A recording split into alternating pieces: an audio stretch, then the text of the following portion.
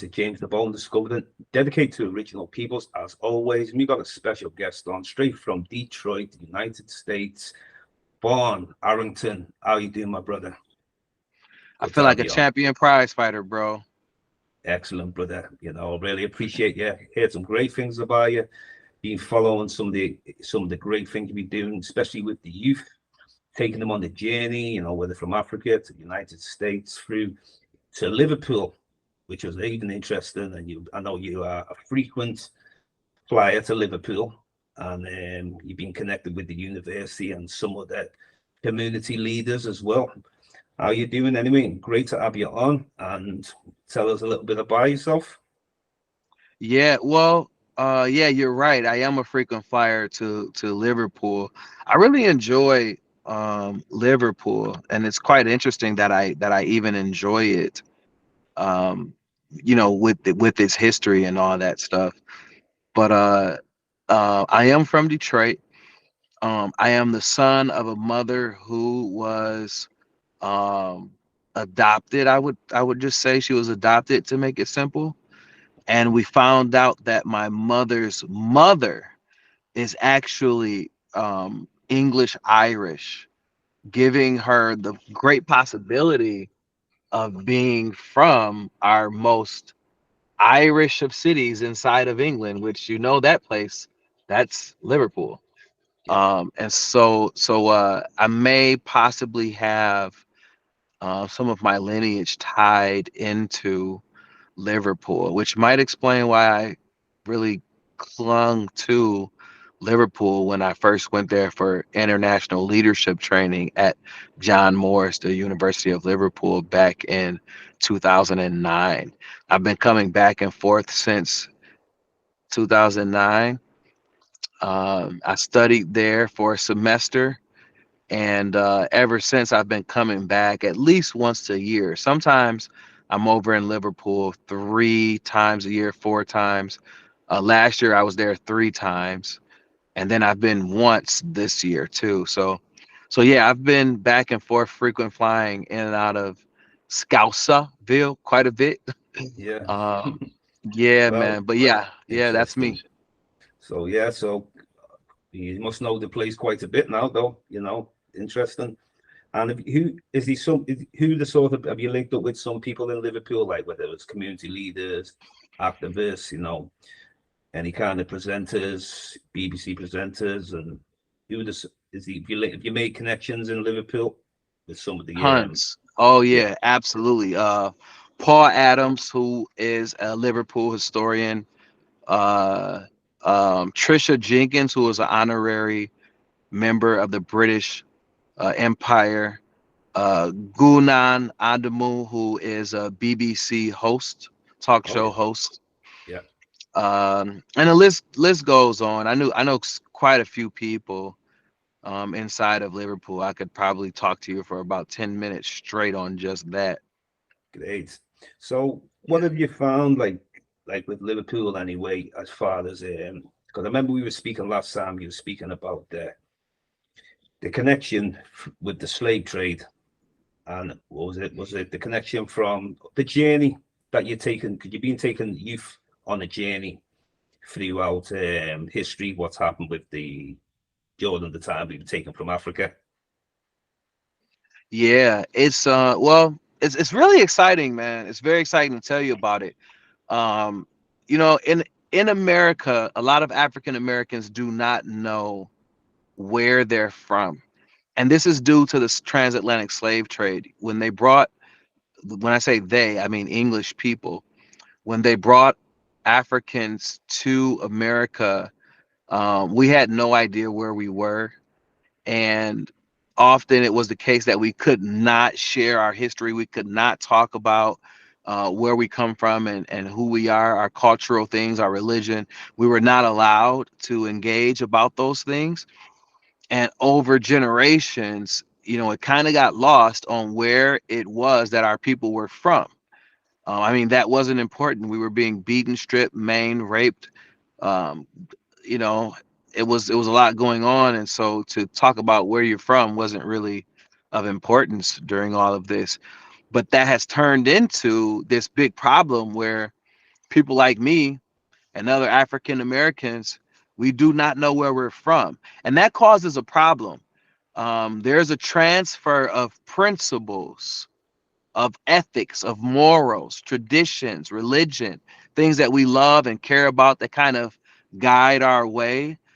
Those things are absent in African Americans in some ways, and it becomes the culture of African Americans here in America to be more capitalistic and seemingly a part of the American empire, which is all about capitalism and not much regard for human life and more concern for the almighty dollar.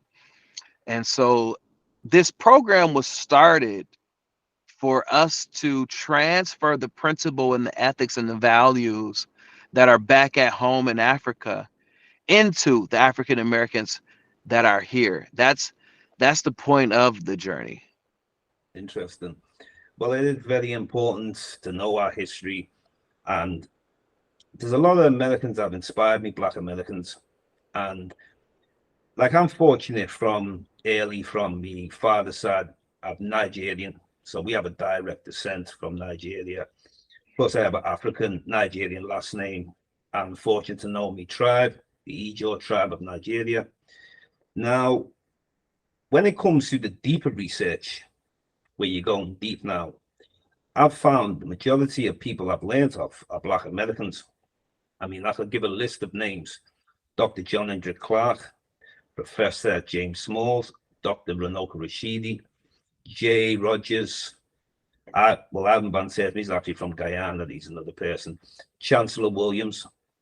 Now, I could name many, many more, but I'm just giving a few names out there because when an African American goes and does his research, takes it really seriously, because the influence that you can have on the world is so important. Yes, we have people from the UK, we have people from in Africa, but getting our message across to the world, no one has that access better than the African American, which you've always got to use. That's why any advantage that we have in any way, you must always use to your advantage.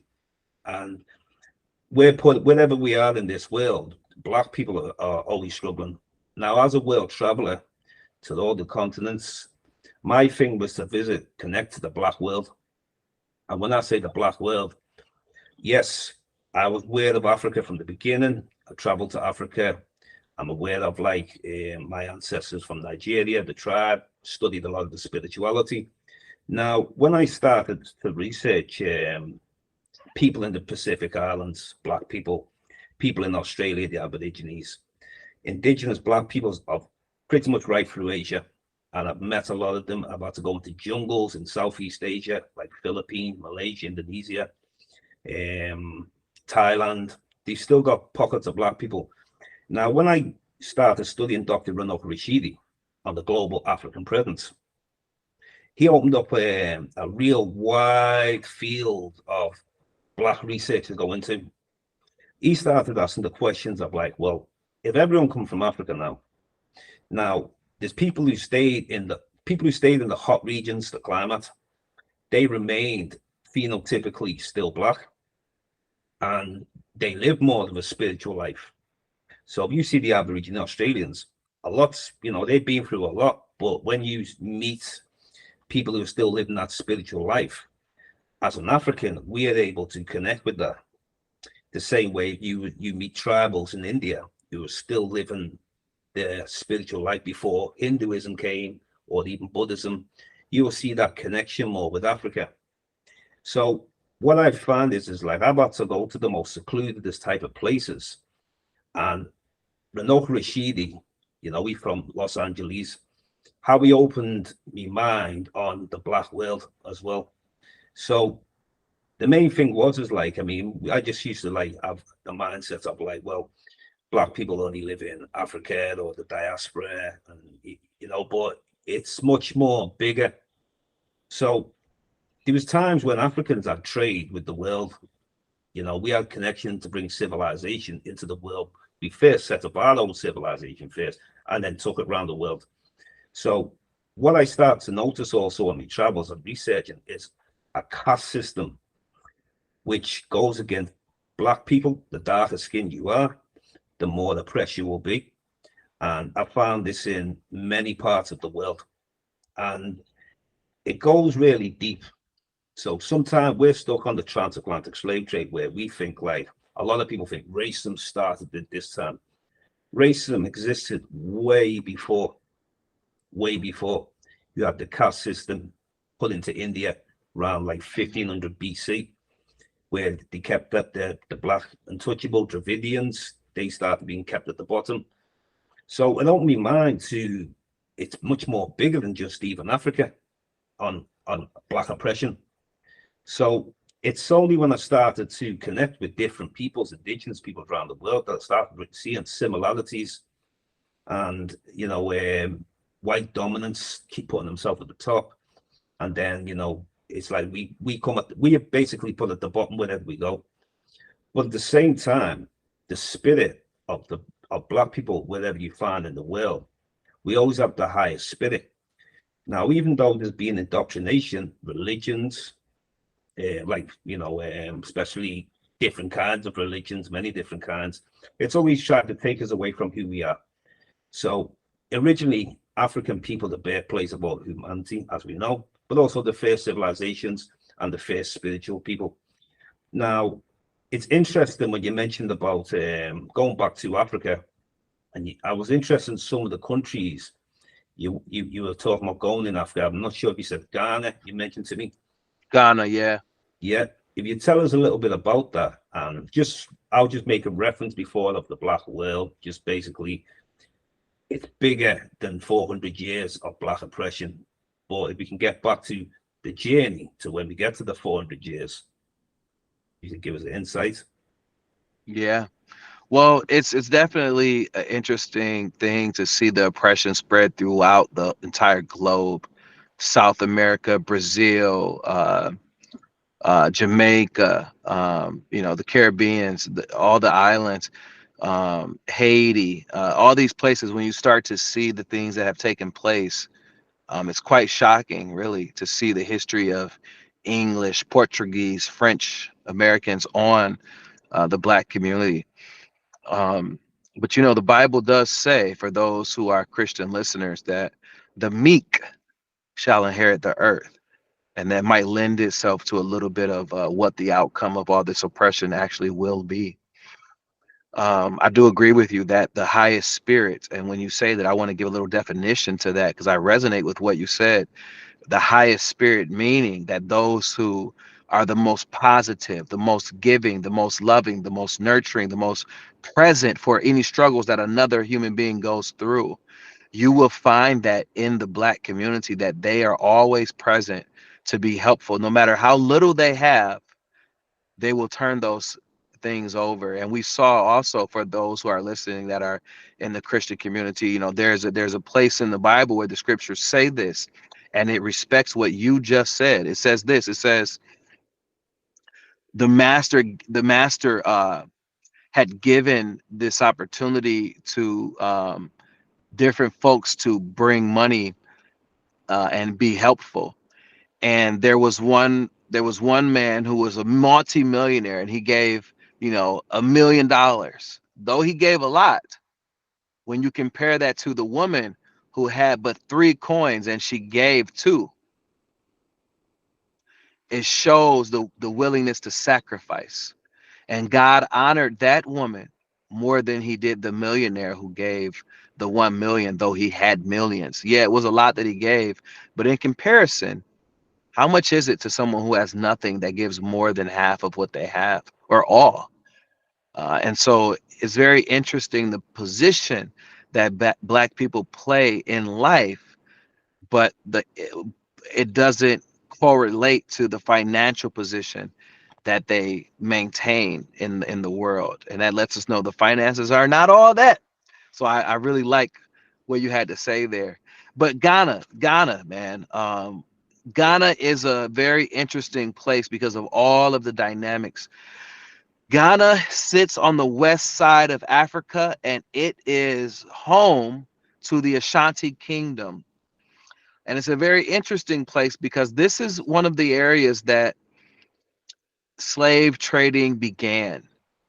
You can see that in this area, there were tens of millions of people that were taken out of Africa that populate areas that we just mentioned: Jamaica, the Caribbeans. They're all around. They're here in America. They're in the Dominican Republic. A lot of people don't know that the people that are in Jamaica, they are not from Jamaica. There was not a single person living on Jamaica. It was an uninhabited island. And the people that are there are from your homeland, Nigeria. They are from Ghana. They are from Togo. They are from Benin. They are from these places that are inside of West Africa. Some of them may be from the Congo, but not very many. And so you begin to learn that this place, Ghana, suffered quite a bit from the taking of people. Even today, Nigeria is known to be the highest populated country inside of Africa.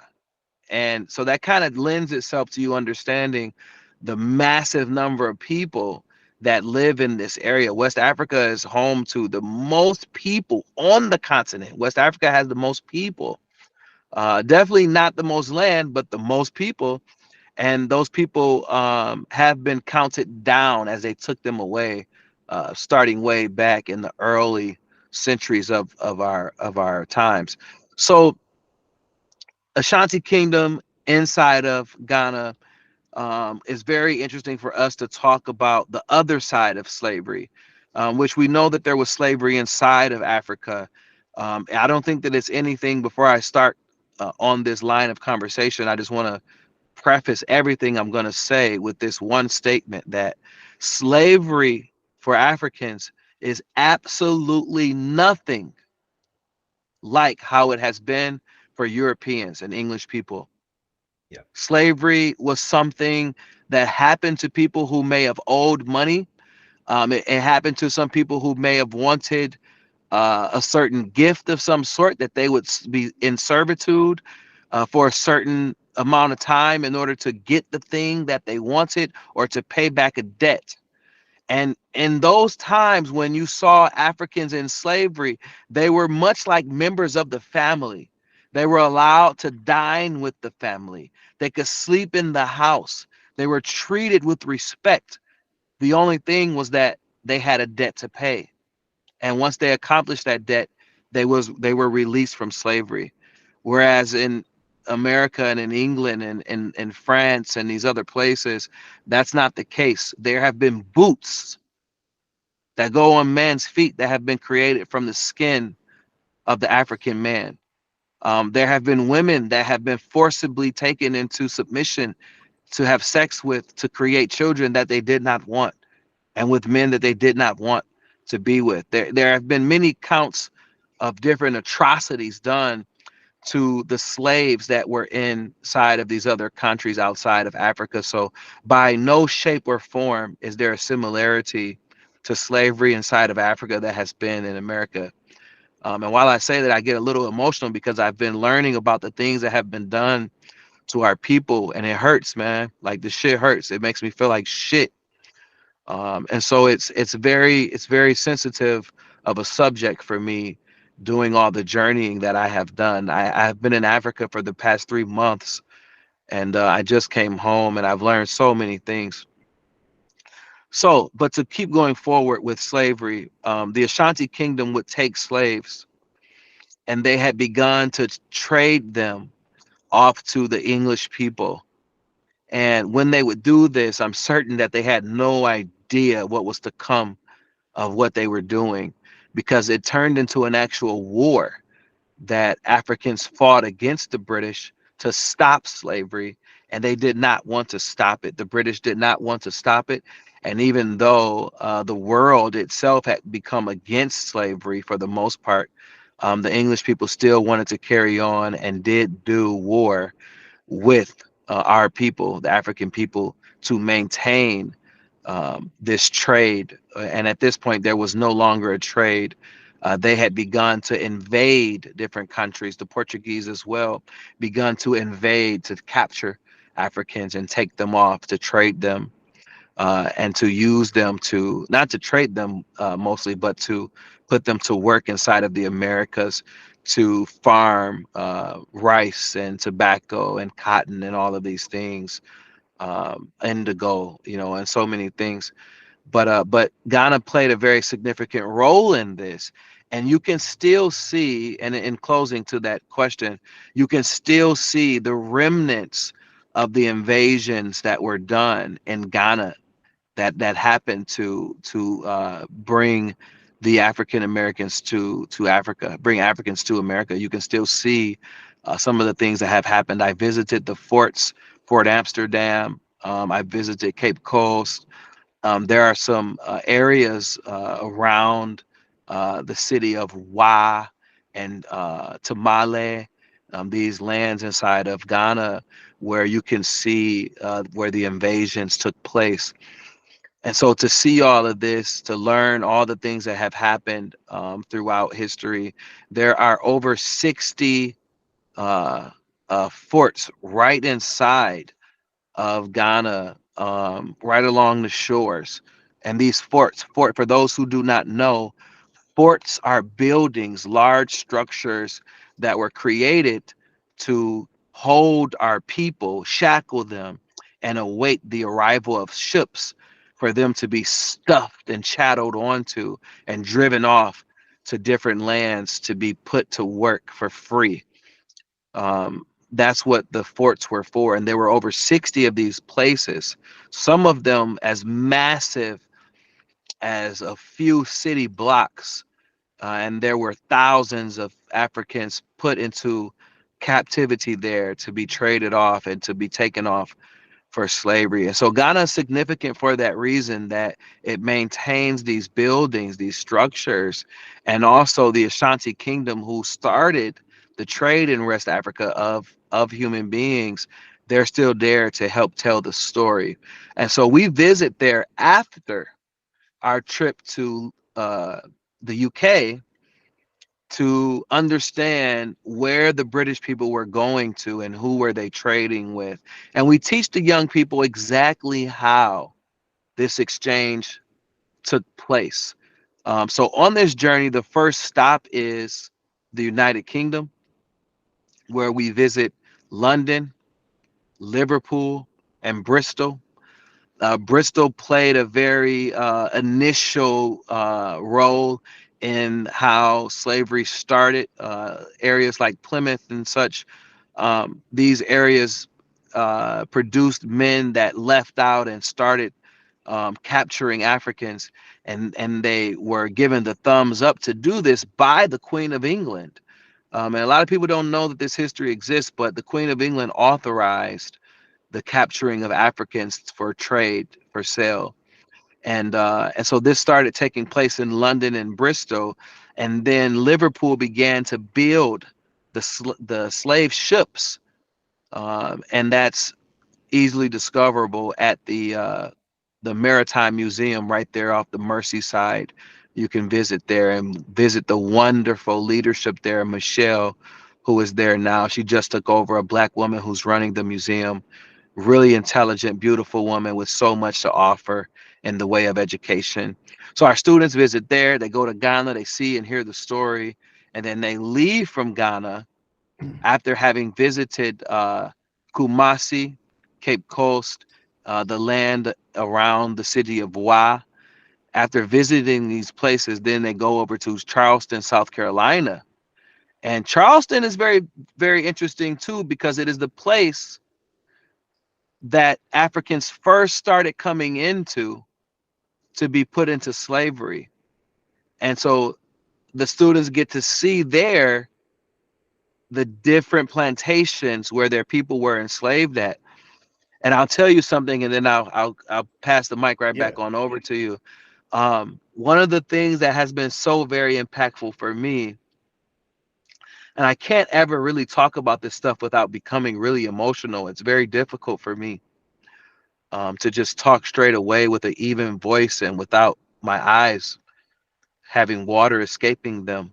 Um, One of the things that have been very interesting for me is because my last name is Arrington, and I found out where my family was enslaved at. So it's one thing to know that these things have happened to your people, but it's another thing to know that some of your family have been killed for doing nothing but living their lives. Some of them have been raped, producing mulatto children like myself. I have the blood of someone in me that was not allowed welcomely there. And so it's very hurtful to see that there was a plantation, the plantation where my family was enslaved that is in Virginia. It's called the Arrington Plantation. I've yet to visit there. I will go at some point, but I'm just not ready for it yet after seeing all the things that I have seen. I've seen so many things that I will share in this interview. But after seeing it all, I don't really have the heart to go and see the place where my people were put into slavery at right now. But a lot of the children find out that that's the truth for them, that their last names are attached to a plantation, people that purchase their family as property. It's very hurtful to find out that you are not more valuable than a dog in the minds of some people. And even such, you are actually less valuable because the law right now dictates that you cannot do harm to an animal. If I were to shoot a dog right now, I would be in jail in 1 hour because someone would call the police and they would come and they would take me away. But back then, you could kill a black man and nothing would be done. You could rape a black woman and nothing would be done. And so to have children find out that this is their reality of old and that they can see the legacy of slavery today in the wages that are paid as employees and the disrespect that is given to some of us as we enter certain buildings and we might be the subject of a whisper that look at this nigger, and these different things. You begin to allow a child to really see their place in the world, and not just in terms of deprivation, but in terms of their superiority. You started the conversation with something that I really want to honor, brother. You said, we stand with the strongest spirit. We are the ones who vibrate on this plane of positivity and love. And so these people, these young people that go on these journeys, they begin to see just how loving their people are, and it shows them their real value. And so that's one of the other beautiful things that come out of the journey is they get to see the enduring, fighting, loving spirit of their people, even though they have been um, shown that they are worth so little in terms of the European perspective. Yeah. Well, interesting, and I totally feel what you're saying. Now, on my mum's side, we have Caribbean roots, Trinidad. So I got to see both sides of things with having Nigerian on my father's side and going through the slave trade on my mum's side, the Caribbean, Trinidad. So it was quite like balance. Like it was my father, you used to explain to me that, you know why your mum doesn't have an African name? And he explained about the slave trade. And he used to put things on like roots.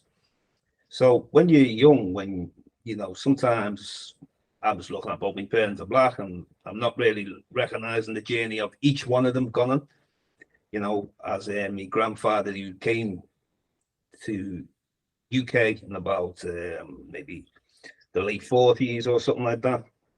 And to me, it was just like, well, we came with our culture, our name and everything. And he wasn't really religious. My grandfather came from Nigeria, with a lot of Nigerians either Christian or Muslim or, majority of the time, you know. So we didn't go through the religious route, which is interesting. Now, on my mum's side, my mum didn't go through the religion as well, funny enough. So we never had actually religion in the household, but what we was able to see is that there's the differences from how my mum's background is from going through the slave trade, they took our last name, and then on my father's side. So I got to see both sides of it, where I recognized that from my mum's side, I'm a product of coming through the slave trade. Now, my mum did the DNA ancestry, what was interesting, because we was always just wondering, like, what part of Africa is she from? Majority of the DNA came up as Nigerian, of the African countries. She had other bits in it, like Sierra Leone, Southern Eastern Bantu, Ghana. So all different, but Nigeria was the highest. Now that made me look into Trinidad, the history, and a lot of Nigerians were actually taken there. So it was interesting when I found out that, and with me having Nigeria on my father's side.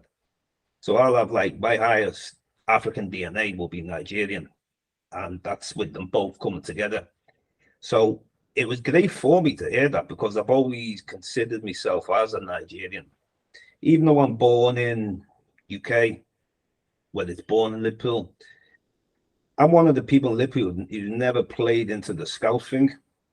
I've never played into it. Now, majority of people will. And it's just because I've been raised, like, by my father as, like, pro-African and pro-Black, both. Because there's pro-Black and there's pro-African, and then there's the combination of both. I come under the combination of both. Where, an example, you mentioned about the United States before, about some people might not know the history, know the art, but you will find a whole lot of Black Americans who could recognize being proud to be Black, maybe even quicker than being proud to be African. So it's an interesting thing, because, like, just even in the UK, when we use the word Black, we know it comes from the Moors within Spain, Portugal. In English language, when they decided to call Black people Black and Moor.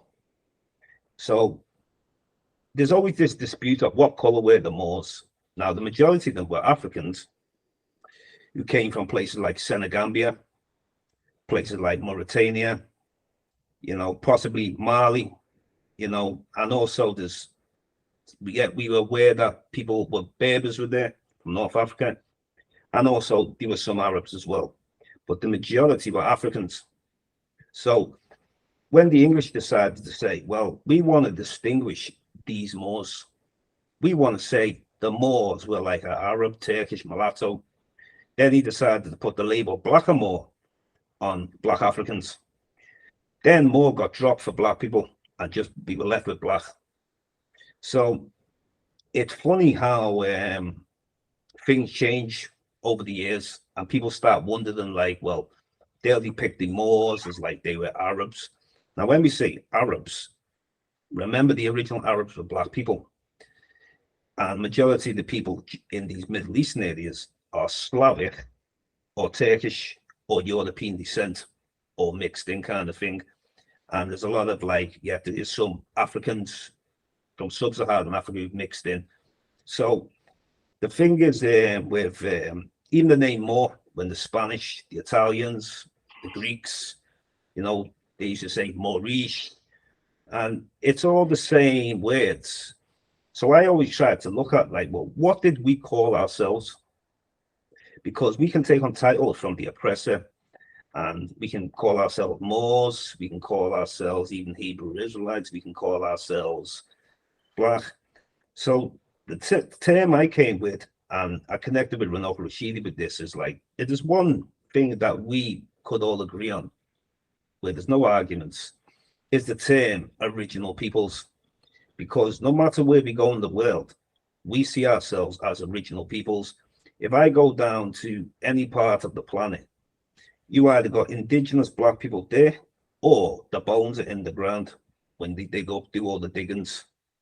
Cheddar Man in Britain, about 10,000 years ago, maybe 10,500 years ago, maybe at one time when they first found Cheddar Man, he wasn't black skinned. But then later on, they said with the technology, Cheddar Man was black. Give him blue eyes, but no problem, because black can produce all sorts of eye color, hair color. You see people in the Solomon Islands, they have naturally blonde hair, not dyed, and that was natural. And it's showing you that we can produce albinos, we can produce red hair. You know, we are the most diverse people on the planet. Now, Europeans try to play like they are the most diverse, but they're not. Obviously, black people are the most diverse because everything and everybody came from us. So the term original peoples, you go to anywhere in the world, from the Pacific Islands to South America. And when we say South America, there's a skeletal remain that they unearthed in Brazil, and they called the woman Lucia, named after Lucy in Africa. Now, this was what they done. They reconstructed it and said, oh, they seen that it's a black lady. So they thought, well, is this an African, direct African, or is this an Austro-Melanesian type? Because, you know, we have the Olmecs that came into, you see the Olmec statues, they're very Africoid. You find them in like Mexico. These are very West African features. But at the same time, well, we're definitely aware of the people in the Pacific Islands. They were seafarers too. And you do have some of the Polynesian DNA, you have some of the Melanesian DNA. And also you found there's been African skeletal remains in the Virgin Islands that Ivan van Sertima recovered, and that was around about 1200 AD. But unfortunately, because we're not the head of the research programs, we have to go along and need a lot of white approval. So some of our people who get deep into that academia, sometimes they're looking for the approval of white people to tell them that, yeah, we'll let you have that one. Yeah. But this is the big problem, because we had like Sheikh Anta Diop. He had to expose a lot of things. And at that time, people, you know, he made people have to come clean. But it wasn't no easy task for them. He was going back and forth every time to debunk him. You go back with something, you come stronger every time. And he proved so much. He proved Egypt was black. Then when this knowledge reached into the United States, it reached Britain, it started to go global. That still weren't good enough for them, because they still had to, still, you know, the movies, Hollywood, you see them depicting the Egyptians as white people, and it's absolutely ridiculous. Even with all the evidence that we proved, they're still going at it. Now, we're at a time now where, you know, I know this movie's coming out with Hannibal, where I think Denzel Washington Denzel Washington's going to be playing him. And they finally kind of depicted Hannibal as a black person now, because a lot of these Hollywood, they always like to depict all the North Africans like they were always light-skinned people during these times. Because they used to come with the term, like, these are Euro-Asian people, you know, people in North Africa.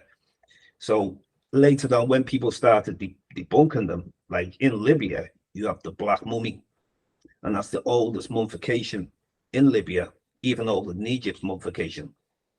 So everywhere you go, the saying of the digger the deep, the blacker it gets, you know. They need to give it up now, because this one time was just a black planet with the starting point at Africa. So obviously, you know, some people say, well, the Europeans, they became white, maybe the last 6,000 years. Some people used to say it was 40,000 years ago, then it went to 30,000, then went to 28,000 now. It came to like 6,000 now. So the problem is we need to be in control of our research. Now, when they look for things like DNA in certain parts of the world, and they would debunk Africans migrating to places before the slave trade, a lot of it's been debunked. For example, Africans set up the Indus Valley civilization. Africans were responsible for ancient Sumer, you know, even the Shang dynasty in China. But you will not have anybody from these countries. You will get few researchers speak out, but there's always they're not really popular people. It'll just be someone who's done research, and then maybe their government or the head of their departments won't release the data, or they won't release certain information. So this is why Sheikh Anta Diop said what is very important. It's one thing we look for the DNA. We also look for skeletal remains, the matching of the cranium and things like that. But another thing we must add on is phenotype. Phenotype is very important. So when they say the people who live in Papua New Guinea, the Melanesian type, they'll say they are far removed from the African because they left so many thousand years ago, a very long time. So they'll say that African DNA is much more closer to Europeans than it would be to the people in the Pacific. And they'll say, Europeans, that the people in the Pacific are more closely related to the Europeans than they are the Africans.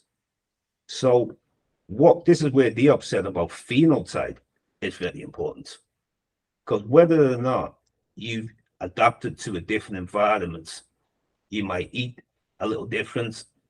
Yes, but the tropical region, because when I look at these people in Southeast Asia, these tribes, if I look at the people in the Pacific Islands, Fiji, all these places, they basically look very similar to Africans. So, and we know they came from Africa. So phenotype is very important.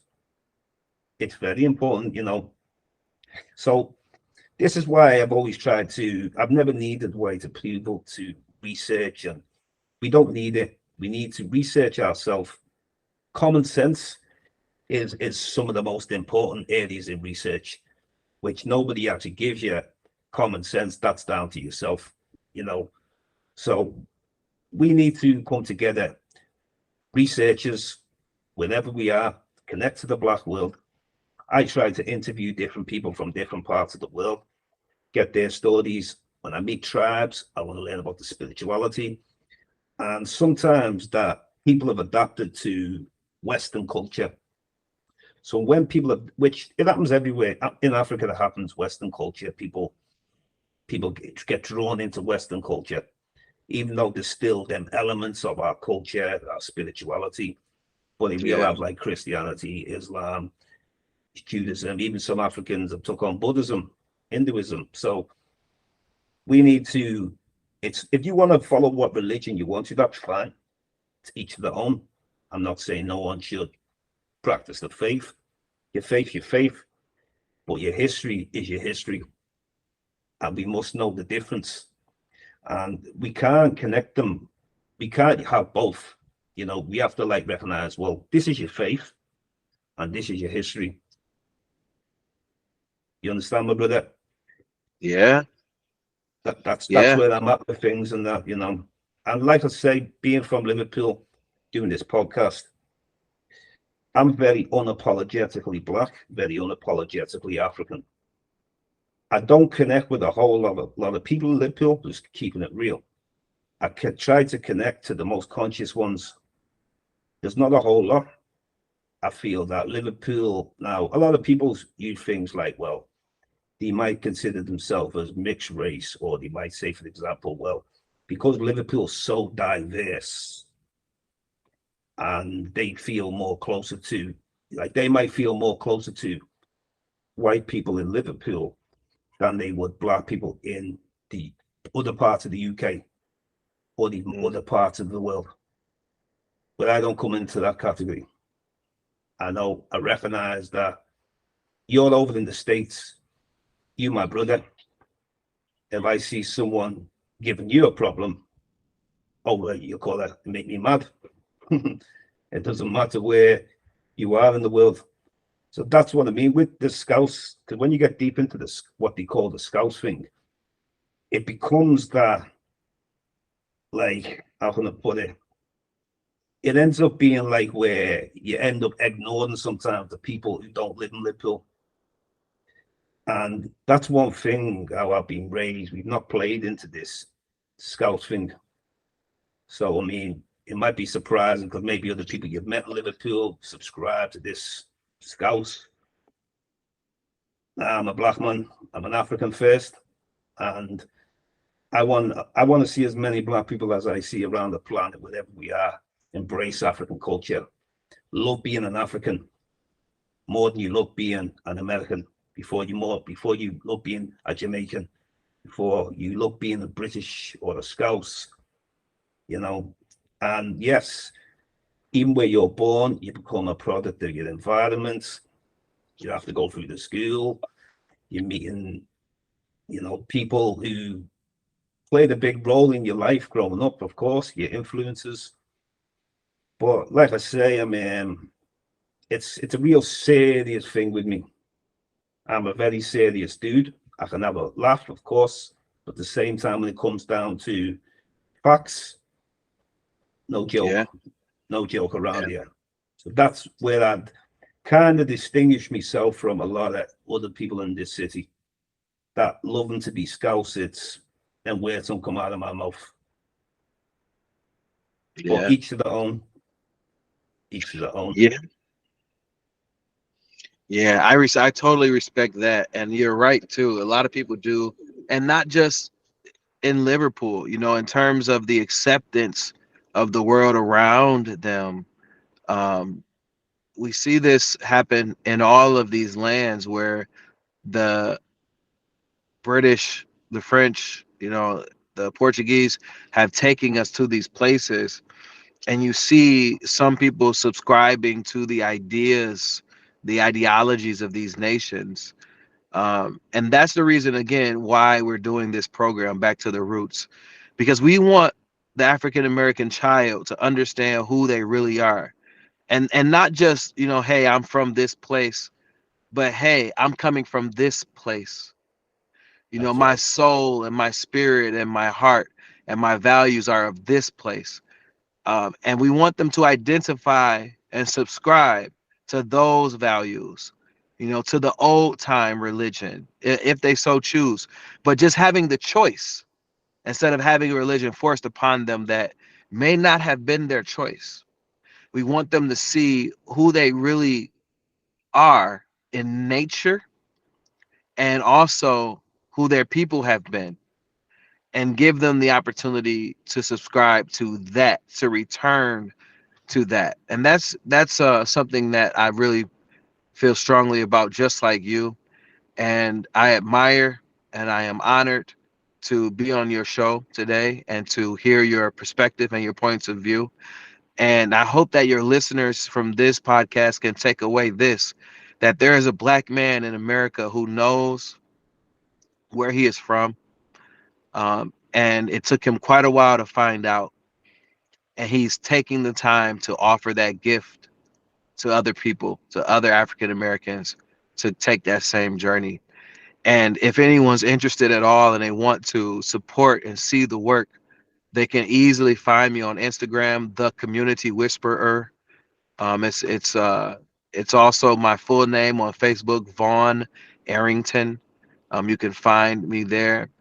And we are looking to have people join us in this journey to find out who we really have been throughout history and who we really can be when we unite and come together and we don't subscribe to these ideas that were not our own, and to be a part uh, of of what I view as a facet.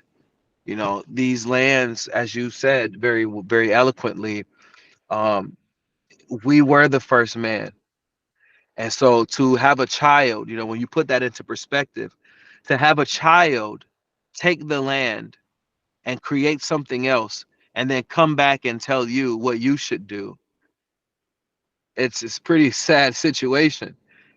And we need to return back into our state of governance and to be the parent, to be the mother of this land, and to be the father of these lands, and to say to these people, this is not the way, child. This is the way that you have to behave. This is the way that we need to do it. That's important for us to return to our rightful seat of authority and tell them how things are done, because they have gone astray. And it's important for us to get back into the mindset of a leader to say, this is not how it goes. And so I'm looking forward to welcoming a lot more young people into that position through their development to see that this is the case. So I really am privileged to be able to share so much and to learn from you and to listen to the things that you have learned and that you have read. It's a blessing to share knowledge. And so I'm Definitely. really incredibly grateful for the opportunity. I appreciate it. It's all about exchanging knowledge wherever we go in the world. You've got something to share with people. They've got something to share with you. And this is what we need. We have like our story wherever we are. It's unbelievable because we all share the story, even though it might be bits of different experiences in different places, but it all leads to the same oppression. Then if you rewind, it all leads to the beginning of it was only about us in the beginning on this planet. Now it's one thing to say we're the first people, but it's another thing to say, well, what did we do? What we did is create civilizations in the beginning. First of all, we did it in Africa. Then we took our show on the road to other places around the world. So what the problem is some of our academics who might have gone to university to learn history, sometimes, not all of them, some of them are very still pro-black, African centered. But then sometimes people get indoctrinated too much, where they use things like, well, in a court of law, they use this a lot, this term, meaning that if we want to research something and be granted that this is a fact on our research when we prove something, but it's like we have to prove something in a court of law, but then look, well, whose court of law are we in? So I don't enter them court of laws. I was one time on an academia site, and there's a person I follow in there called Dr. Ahmed Clyde Winters, Dr. Clyde Ahmed Winters, great researcher, anthropologist, archaeologist, linguistic, and a whole lot more. Now that's a person who's he deals with the black world, and I watch sometimes the comments of, he's a lot of people try to debunk him, especially Europeans. Now, Mm, because they debunk him, some people might read and think, well, because the European says he ain't right, that he mustn't be right. So this is the thing of like, when we enter these courts of laws, I wouldn't waste my time. Now, don't get me wrong, we have ancestors that fought for us and proved things for us, debated for us. But I feel that they've done all the debating for us. I feel like Sheikh Anta Diop, people like that, Dr. John H. Clark, Dr. Ben Yoshi Ben Yasin, they've done a lot of the debating for us. We, in this day and age we're in now, we no longer need to keep debating them. All we need to do is prove to ourselves. We don't have to prove to other people. If other people are genuine, they'll work with us and just say, we're in this for the truth, the facts. mm, We're not in this to debunk because of a racist, Eurocentric agenda. So, but a lot of our academics, they get sucked into this court of law mentality. And it's a real shame. It's a real shame when you get that. I call it white upheaval. They use the word court of law, but to me, it's white upheaval. And a lot of academics, not all of them, but majority of them, go down that route. So it's important that we, as I'm a Pan-Africanist, so any time, wherever there are people around the world, I feel that we need to connect. I don't have a religion, but any black people who do have religion, they're still included in Pan-Africanism. But usually in Pan-Africanism, when we come to have sort any issues out, religions have to be left outside to sort out real black issues. yeah. That's the way it is. Then there's some Pan-Africanists who might not include spirituality and might not feel it's important. But spirituality is our highest form of Pan-Africanism. that's the beginning. That's where it all started. Now, spirituality, our connection with nature, our connection to the unseen, the divine, the cosmos, and beyond, so it's very important that we connect. Now, to some people, I don't like having these discussions with some people because they start looking at you like you're crazy, or it's some spookism, oh, don't speak about this African spirituality. It's voodoo, it's this and that. Well, first of all, they don't even understand what voodoo is, Vodun. They made it out like it's all spookism. This is our connection to the creator, our connection to nature. Nature and creator, one of the same. Science and spirituality in ancient Africa went hand to hand. It's been separated in the West. Everything is all separated, where it's not all connected to the one source. Everything is separate. So when people say that Big Bang Theory, we have a common ancestor with apes, our ancestors recognized that we came from the unseen. And when we say the unseen, we were always here, but not in this physical. And it's so important for, I think these days, more people are slowly trying to get into spirituality. Some people might go Buddhism route. Let's go over to Asia and learn off the Buddhists, or let's learn off the monks, or they might go to, they might even, you got the Back to Egypt movement, Kemet. And it's interesting, to see that people are coming back almost in a full circle, because people, it's like we know deep down inside something is not right in this world. We have that inner sense, sometimes the words can't come out correctly, but deep down inside there's something bigger out there. Yeah. Well, and I believe that, if we were put in that original state again, so in our original state, it's not just about, okay, we're Black people and we originate from Africa. It's how we live as well, living in nature, eating what we eat, the sunlight, natural sunlight, and dealing with the ancestors, pouring out libation. There's a whole lot more to it, Yeah. But at the same time, what I do like to see is, in Haiti, for example, still practicing the African spirituality, part of Trinidad, Brazil.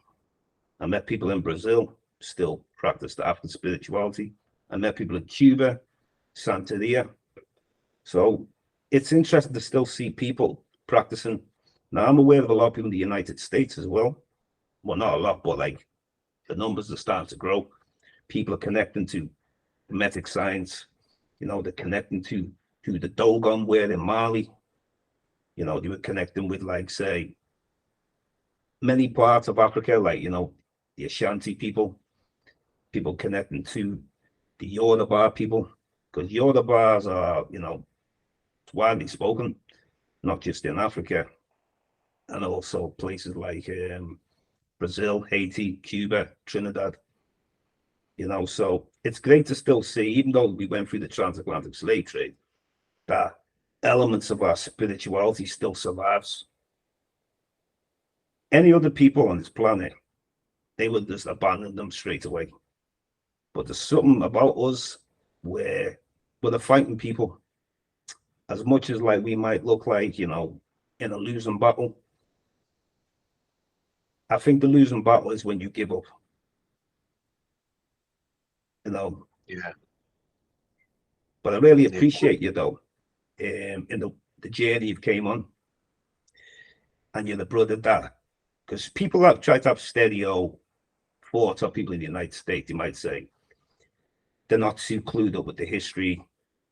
They're not too conscious in in African identity. But what I do like about Black Americans, when it's time to speak out, you speak out. And a lot of people get influenced a lot by African Americans. Now, the term African American is interesting, even that term itself. Whether or not it says African American. They're letting you know you're African, which is a great reminder. If I look on the application form in the UK, it'll say Black British, Black African, Black Caribbean. It's basically, it's starting with the color black. So African American is much better than the term Black British, because at least it's remind you that you're African, because this is another thing that we need to challenge as well. Application forms, but we just write, we want the job, or we're applying for something. So we just put Black British, or, and then you can put like mixed. There's all different options you can put, but there's nothing specifically. Everything can start with like Black British, Black African, Black Caribbean, So I salute a lot of the Black Americans, because I was influenced by a lot of Black Americans growing up. And, whether it was music, whether it was through actors, basketball players, professionals, many different, and a lot of the historians, the activists, the Malcolm X's, and Malcolm X was very important because he was unapologetically pro-Black. And that's why I actually gravitated more towards Malcolm. And then obviously a lot of the great historians that have come out and how far they came from the beginning to where they went to. So even though the identity might be a big problem in the United States, but when the brothers out there get serious on the research, it gets serious from there. And worldwide changes happen globally. So it's great that what you're doing, and not just for yourself, you're taking the youth on the journey. You're giving them all this journey. Now, it's going to be emotional for them. It was emotional for yourself. Yeah. I even got emotional when I went to Gambia and I went to the Roots Tour, Kunta Kinte. So angry. And then one of the brothers spoke to me there. He was our guide. And they said to me, as much as you get angry, you have to look at, we have a long, long history before this slave trade. Great history. Kings, queens, excellent civilizations, connecting with so many empires. And it just started to make me even think more that, yeah, you know what, this is what they want us to do, be stuck on the slave trade. And when you're stuck on the slave trade, you'd almost feel like you're the crippled people. But when you realize, you dig deep to how long you had civilization for, how long we've existed on this planet for the length of period of time of 400 years, maybe even a little bit longer, it's not even like a minute on the clock. Yeah. Not even a 24-hour clock. Yeah. So at the end of the day, yes, you go through your emotional journey, but on that emotional journey, when you dig deep, light shines at that end of that tunnel, and it can take your life to a whole nother path. And that is the whole point of it all, rather than just deal with the trauma. And there's a lot of trauma, definitely, we can't deny that. But if you only deal with the trauma, you're only going to pass that trauma on to the younger generations, where we have to give them some positive light. We have to give positive light, because if the lights are always dim, then there's not much future for us. And the younger generation are the future. And then the next generation, they're the future. So we have to leave some positive light for them. And if we want to really see change, and I believe that's how change comes, it's by, showing our people great things that we did. We have to and it requires studying. It requires going out and traveling. I need to know. So when I need to know this knowledge, we have a lot of people who don't think it's important to know who we are, because there's who we are, and then there's who we became. That's two different kinds of people and two different kinds of lives. Because who we became was part of westernized colonialism, slavery, negativity, and living very in a selfish environment. We a community in Africa. Your neighbor is like your uncle. They're like your cousin. Yeah. This is, family spirit. And this is what it's really about. And the reconnection. But you already made that journey. So I'm interested to know about yourself. When you started to see the Ashanti Empire, because we know you was explained before how emotional things were, and obviously how emotional the youth are going to be. But the enlightening part, I'm very interested to know when you meeting the Ashanti, learn about the Ashanti people and positivity, which makes you proud to be African. Can tell us a bit about that feeling for you. Yeah. I would have to say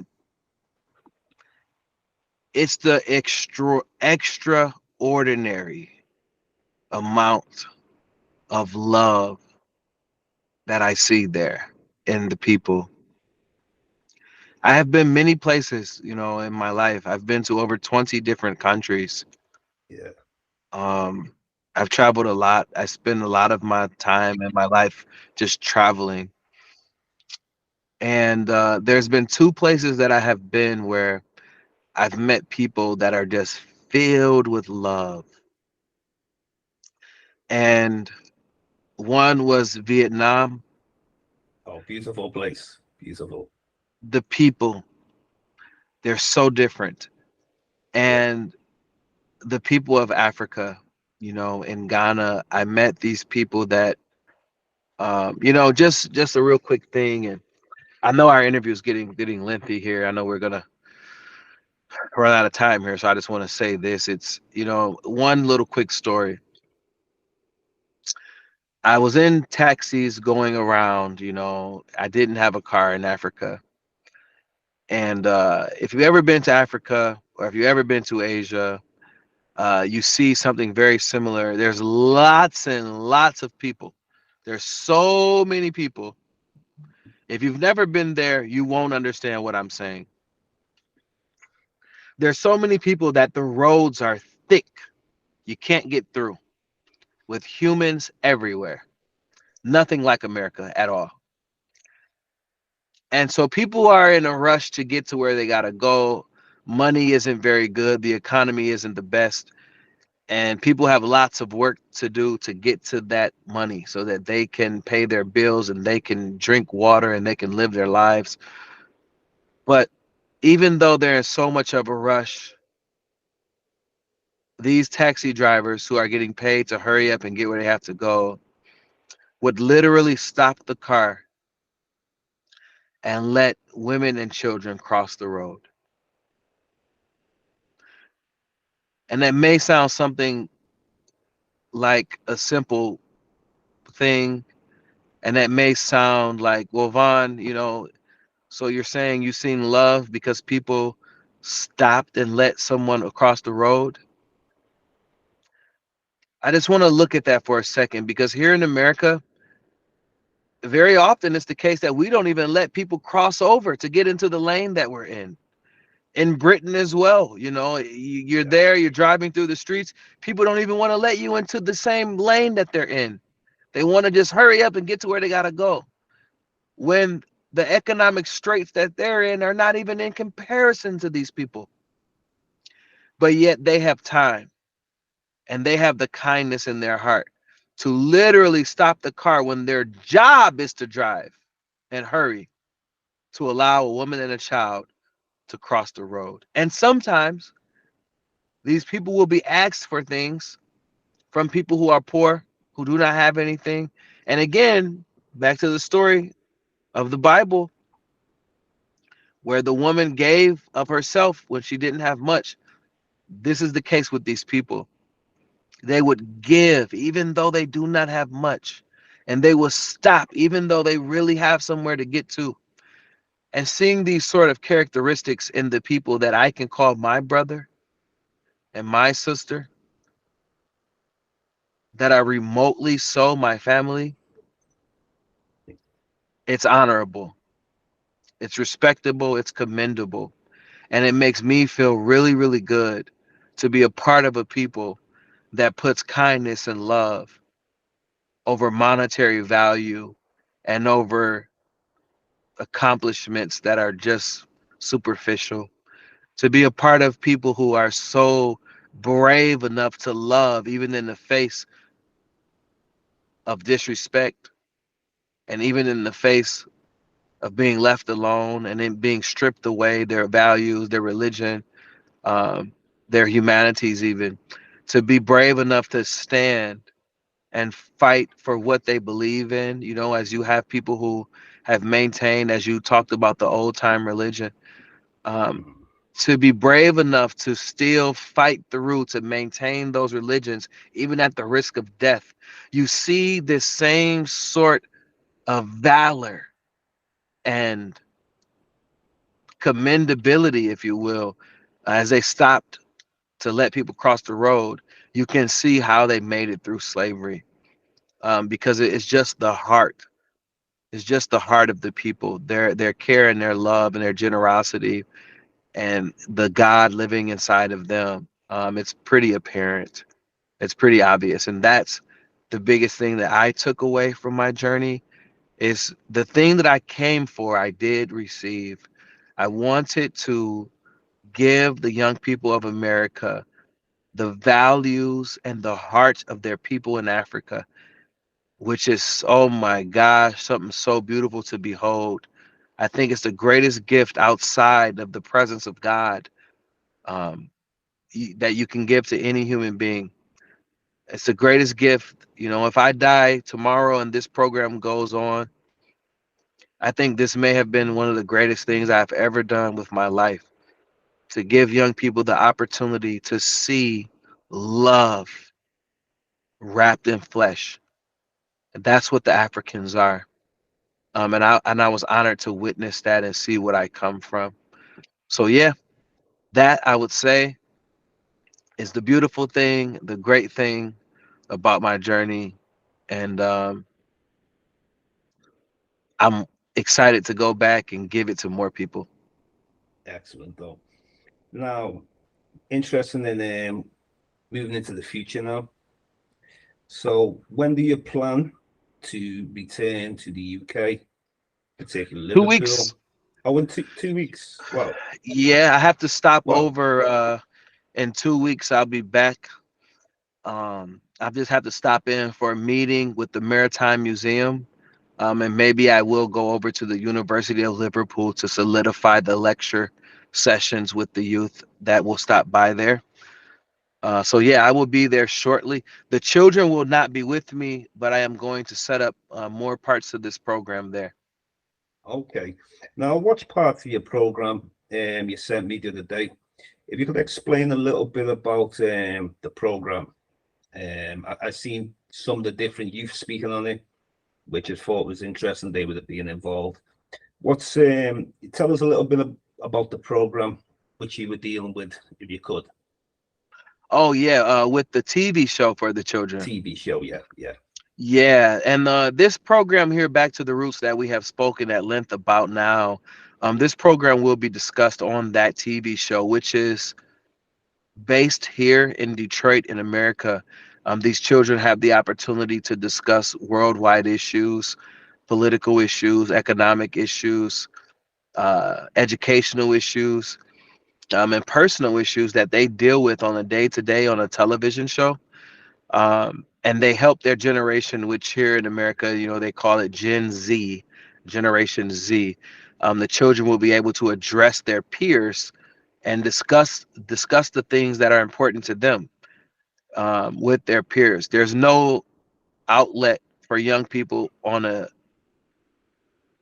public TV network, or even a private TV network, where young people are able to give their voice in the news.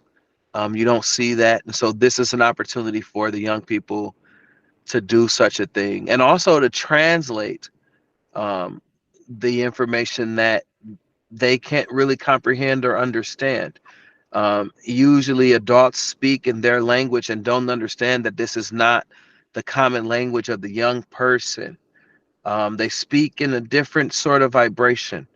And so we need to make sure that we're connecting with them. And since we don't, I am serving as an intermediate, a bridge, if you will, to translate the information for them to be able to push out to their peers. And so that's what the show is about. It's also an opportunity to entertain the young people, just to bring them together to connect and just be one solidified force. I think that this aids in the ability for them to overcome certain obstacles that they don't want to see in the political realm or in their social realms when things are starting to flare up, like bullying, or people want to smoke the e-cigarettes and they want to do the mobile hookahs and such. When they're doing these things, this is an opportunity for young people to address themselves and say, hey, this is not what we want to do, everyone. Let's talk about this. And they'll have a whole 30-minute time period to talk about that particular issue if they want to. And so that's what the show is about. We're almost at a place of broadcast for this show. We will be able to air our first episode going into the month of June. Will be complete, and it will be broadcasting on PBS, the public broadcasting station. The BBC will get a hold of it, and so it may be viewable over in the UK on a public station as well. But I really love the opportunity for young people to share their voices and what they feel and what they see, and so I'm just providing an outlet for them. Excellent, though, and you're making it all happen, you know. And I look forward to when the program comes out. So it's going to be in episodes. You're going to do like a series, is it, or is it going to become out, or is it going to be one whole like show? How are you doing it? Different episodes, Yeah, it will be a weekly show, a and weekly it will show. deal. Yeah, and this is because we want to deal with the current issues that are happening, right here and now. And the Right, students across the city will be able to call in or be interviewed to talk about what's happening right now and how they feel about it. There is a political race coming up here in America where Donald Trump will be running for president again. And it's interesting to hear a student who's 14 years old share what impact that has on him or her, and how does he or she feel about this, and the different racial issues that come out of his presidency that we saw here in America. America had racial flare-ups that we haven't seen since the 60s, because of his presidency. And so him having a position in this power base again, it's going to be interesting to hear what the young people feel. And so when this happened, having the allotment of a weekly show allows them the opportunity to address certain issues like this one. right, yeah. Well, this is one thing that's very important. You might not have full control, our people, of who's going to come into power, who's the president, whoever wins. That's more. Well, they're saying it's in the hands of the voters, but at the same time, if the I always see it as presidents are selected rather than just elected, or prime ministers. But at the same time, this is why we need this strong connection back home. We have to have this true Pan-African spirit where if you ever need to go to Africa, just like people in the United States been going to Ghana, or people from the UK been going to Ghana and starting a new life. Now, if we could have that bridge the gap with Africa, the States, the UK, or wherever we are in the diaspora, more things can happen. We can gain more power in different areas and influence. Now, when I say influence, it's not a case of like, well, let's take our UK ways over to Africa, or you take your American ways to Africa to Americanize or UKize, but it's not even about that. It's about using all our qualities and combining it together. Because wherever we are, we might have different kind of politics, or we might have different, it's different ways of life. But at the same time, we all take the best out of everyone. We all take the best out of each other and combine our minds, combine our powers, and you will have a serious impact. We can impact this planet on another level with our use, because we use our African culture, because that's where we're all from, and that's how we connect back. But at the same time, we have to take advantages of over here in the West, and understand that it's a capitalistic place, but at the same time, you can use that to your advantage and connect back home. Look at, like, for example, when people buy a property in the West, people getting mortgages, and you could be in debt for 25 years. The interest rates, a long time. With Africa, when people are buying land, building on your land, and then it's a totally different way of life, so I really enjoyed this discussion, and I really appreciate your time.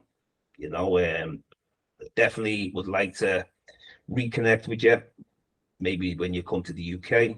It's going to be, you're going to be coming to Liverpool. Oh yeah, oh yeah. Got to touch base back at the land, man. I will be in Liverpool. Absolutely. Yeah, well, hopefully we can connect in person, and it's all about building, and I'm about connecting to our people wherever we are on this planet. And I really like your whole vibe. I respect your knowledge, and I respect what you're doing. And it's always important for me to try to connect, especially to conscious brothers and conscious sisters. It's, this is what it's really about. You know, a lot of people might connect on some, you know, general things, but it's about connecting on some realness. That's what it's really about. And definitely, and this is just the beginning, this discussion with me and you anyway. And I look forward to when you come to the UK, and we can definitely connect. Got probably a load of ideas to speak to you for, and you probably got loads of ideas yourself. And we're about building. That's what it's about. So I want to thank you very much anyway, Vaughn. This is James Diboe, Discovering, dedicated to original peoples, unapologetically Black, unapologetically African, melanated forces wherever we go on this planet, original peoples. And just before we go, if you'd like to give us a little message that you'd like to leave us with before we finish off.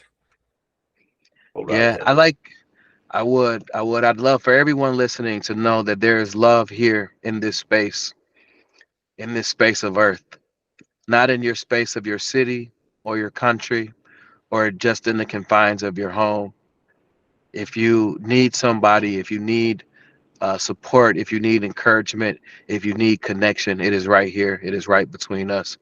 Again, my social media, The Community Whisperer on Instagram, Vaughn Arrington on Facebook, and even by phone. If you want to reach out and you want to share some visions that you have for such a program as this, and you have anything at all to lend in the way of an ear because you need encouragement or support, or you have a program that you want to see come to life, I am here for that as well. And you can feel free to send me a text message.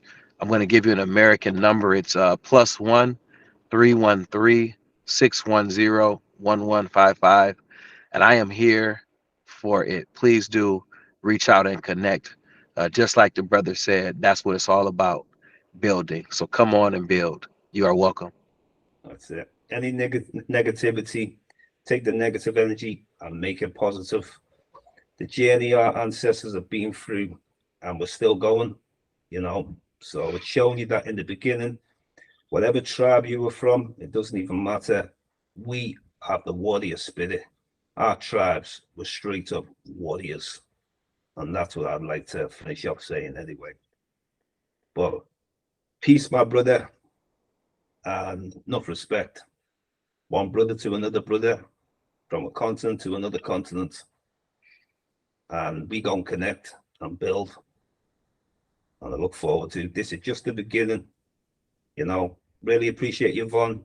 And I'm very interested in your TV show when it comes out in June.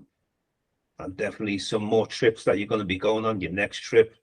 You know, I look forward to actually following you on the journey myself, because this is something very, very interesting. I like the fact that you're not just only in the United States. You know, you come to the UK, you go into Africa, and I'm sure whatever the options, and you'll go anywhere. I can see you're the traveling man, just like myself.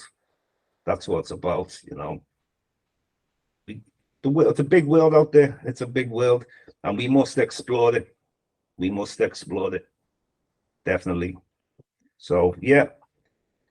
Anyway, you know what? We've got like about a minute, 2 minutes left. I'm sure you probably got a little message, another message. Anything else you'd like to finish off with? Well, brother, I just want to thank you for the work that you're doing outside of this, the work that you're doing on yourself to create yourself into a formidable opponent to the negativities and the inequalities that exist in our world. And I want to thank anybody else who's doing the same sort of work. If you're working on yourself and you're building yourself into something that can help another person, it's beautiful. Even if you're doing it just for you, it's beautiful. And I want to encourage you to keep on fighting the fight that helps you to become a greater and a better you. All of us deal with lots of struggles, whether it's mental health, whether it's your spiritual health or your physical health. I want to encourage you to commit to taking the journey to make yourself a better you. There's nothing better that you can do. And you know what? We're all on borrowed time. And so make today the day that you focus on those better visions of yourself so that other people can see what you've done and become more like the champion that you are. And thank you for all the work that you guys have already done.